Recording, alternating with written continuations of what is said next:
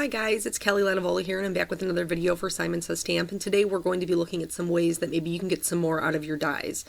So I started with the Heart of Flowers die, as well as the Hey Love, and then I also used the stitch rectangles to build up my card. So I really love this die. I think that the intricate cut is super pretty, and I wanted to just be able to kind of stretch it out a little bit. So here I have my Big Shot, and I'm using Nina 80-pound cardstock, and I'm just going to run this through multiple times to get kind of like a lacy panel. So it's just going to be the floral cuts from the heart over and over and over again. And then we're going to use that panel two different ways. So here you can see I'm kind of figuring out how I need to lay it so that it'll fit through my Big Shot.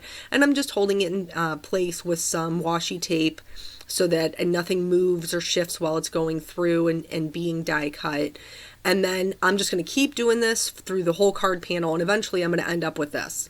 I also cut out some pieces with the stitch rectangle die so I can just kind of build my cards, and I have all my pieces parts ready to go. First thing I'm going to do is I'm going to use some Tombow Mono multi-glue on the back of my floral piece.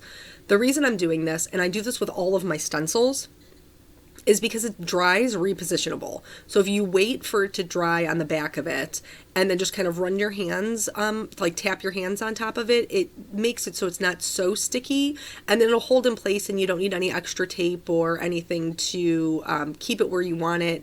And you can do this with, I think Laura Basson uses spray adhesive. That works as well. So while I have this in place, I'm going to use it exactly like a stencil, and I'm going to use a Copic Safe writing pen to just trace all of those little flowers until the whole panel, which is actually cut from the stitched rectangles, is completely covered. So we're just going to go through and do that. Really, this is like when you were a kid and you would trace things. So once that's done, I'm going to go ahead and pick it up.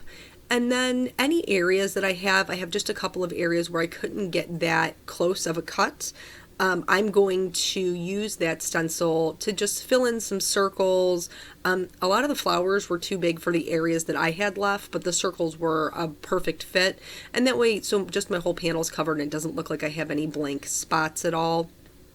If you are cutting this and maybe you have some larger pieces or larger holes in your stencil, that's totally fine. You can use the flowers, whatever you want to fit in there, just so that your whole panel is covered. And then we're going to start Copic coloring.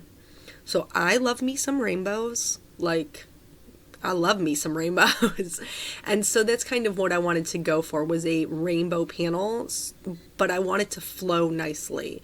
So I'm starting by coloring with my lightest pink, which is a RV02, and I'm just kind of mapping out the areas that I know I want to be pink. So just right across the top, and then I'm going to go in and start adding some shading, which is what I would normally do if I was coloring anything else. And I'm just adding some darker areas to the ones that are actually formed flowers, like that one there. I'm adding the shading from the center out. The other ones I'm adding the shading, more towards the bottom of the card. There isn't a right or wrong way to do it. It's just however you feel like you want to add your shading. A lot of the pieces that I had that were laying horizontal, I added the shading right along the top of them because I know my color is going to be flowing down. I prefer to do all of my coloring twice. You might not need to do that to get the type of shading or the blending that you want, but I find that doing it twice works best for me. So I start with my lightest, work out to my darkest, and then from my darkest I work back toward my lightest. And I'm also here, I'm going to map out where I want the petals to fade into the next color, which is going to be violet. So you can see that I'm just kind of putting down some of those colors there. I'm not coloring in the full petal because I know that I want the bottom part of it to be the violet color. And then here's the violets that I'm going to be using. I did have a little bit of trouble blending the VO4 into the VO9. So just be aware of that. It might be something you have to work with a little bit. I know that I did. I'm not sorry that I used it because I really like the contrast that it gives. But if you're not looking for as much contrast, you can, use something that's maybe not as dark. And this is the same thing. I'm mapping out where I want all of my purples to be, where I want them to fade into the blues. And anytime you're blending with Copics, you're blending two colors from different color families, you want to try to make sure that you have colors that are the same intensity. And so those numbers on the back of Copics all have meanings. And it just depends on how bright or how much gray they have in them. So whichever color you decide to go with, I used a lot of O1s, O2s, O4s, so that they would blend really nicely together. So in my pinks, I used an RV04, and in my violets, I used a V04, because I know that those are going to blend really nicely together. The V09 was a bit extreme, like I said, but that's okay. We're going to figure it out. We're going to make it work.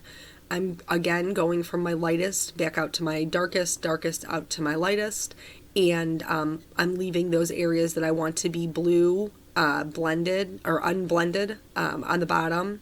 So then the other thing that I like to do once I'm done with my lightest color and blending all of those violets out is I like to go back in with the last color that I used to just really make sure that they're good and blended. So I'm going to go back in with my lightest, which was the RV02 from the pinks, and just make sure everything's good and blended before moving on to my next color. So from here, I'm just basically going to show you the color combinations that I used, because I'm using the same technique that I have showed you twice now. And then I went from the pink to the violet to blue green to the like a yellow green to yellow to orange, and that's basically all I had room for on my panel. If I wanted to do a traditional rainbow, I could have certainly done the red and left the pink out, but I love me some hot pink. I feel like that should have been the color in the rainbow besides, red, but whatever. Mother Nature clearly has a different plan than I do, which is totally okay. It's still beautiful. I just like a really bright rainbow. So once all of the actual coloring is done, I wanted them to kind of pop off the page. And I'm sure you've seen me do this before. This isn't new, but it's something that I like to do and works really well for me to help give my panel some dimension. And so I'm just going in with a gray marker. I always color as if my light source is in the top right-hand corner, so the shadows would be in the bottom left. And so I'm adding shadows to all of the petals or circles that are on the panel, and this is just going to give them, just a little bit of depth. From here, I didn't even use a C3. I just went straight to the C1, and I used the C1 to actually surround the entire object. So whatever petal it was, I went around it all the way with the C1. Just to make it, a little bit more feminine, add some pretty detail. I'm going in with a white gel pen and just adding some dots into like the center of the flowers, along the sides of the circles. And then when I'm done with that, I always like to go back in and re-outline everything with a writing pen. You don't have to do that. I just feel like it makes my colors pop a little bit more, and I love a bold black outline, especially when it's going to be a card that is going to be combined with black and white like these are. So this is that panel that is completed, and it's all been outlined, and I'm super happy with it. But I wanted to move on to the next card. So I'm marking my little, I didn't want to draw a pencil line, basically is what it comes down to, because when you put alcohol markers over a pencil line, you can't get rid of it. But I still needed to know where my frame ended, because I'm going to do some super quick Copic coloring, just very easy blending. And I will tell you that it is very difficult to get a good blend on large areas. But that's why we try to pay attention to those things. So I'm using an RV04. I'm using a V04. For the blue, I think I actually used a B04, and you can just go back and forth over these where they meet to kind of get them to blend a little bit better.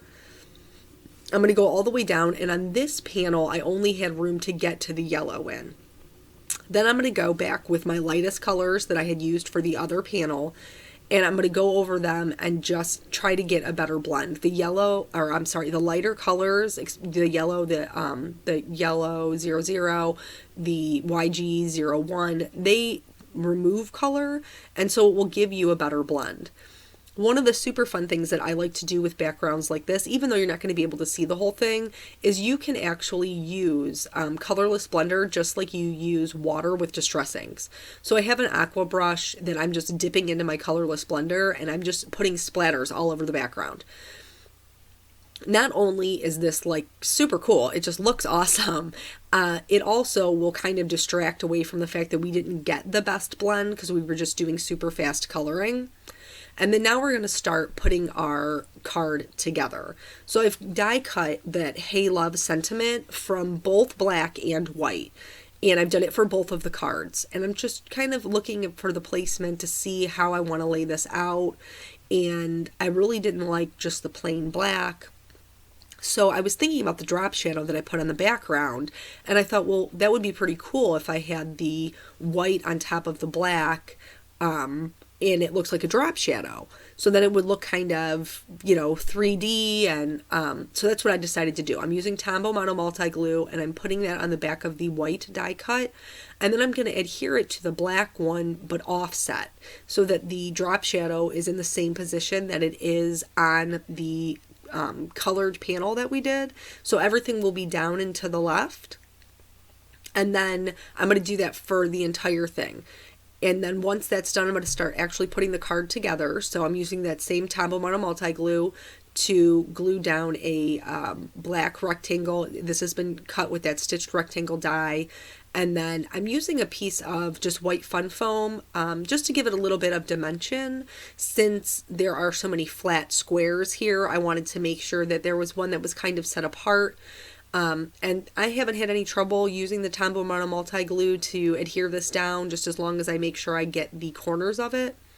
And then I'm going to use the same adhesive to just go ahead and put down my sentiment. I'm just using little dots of it along that really intricate die, and it should hold fine.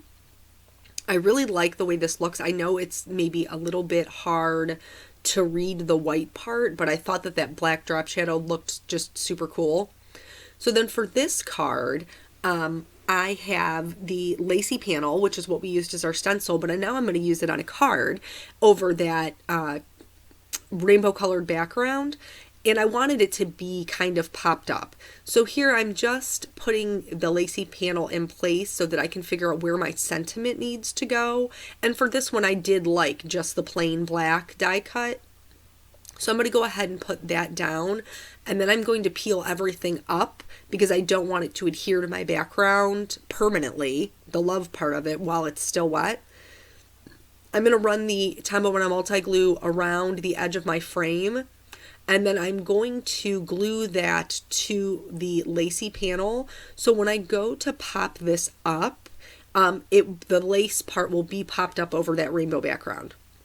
When I was even though I took precautions to make sure that I got my sentiment correctly, I actually adhered it a little bit too high, which is no problem. We have a whole piece to work with. So I just scooted it down and then cut off the extra. So there's always a way around whatever it is, that we can always fix it.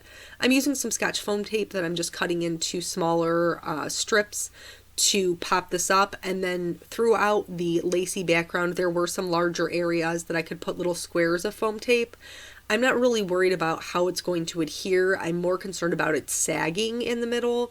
So that's why I used those. I'm going to adhere that right over that rainbow background, which I think just looks super awesome. I love the bright background. I think it's so much fun. And like I said in the beginning, just, a way to get a little bit extra out of the die cuts that you've already purchased.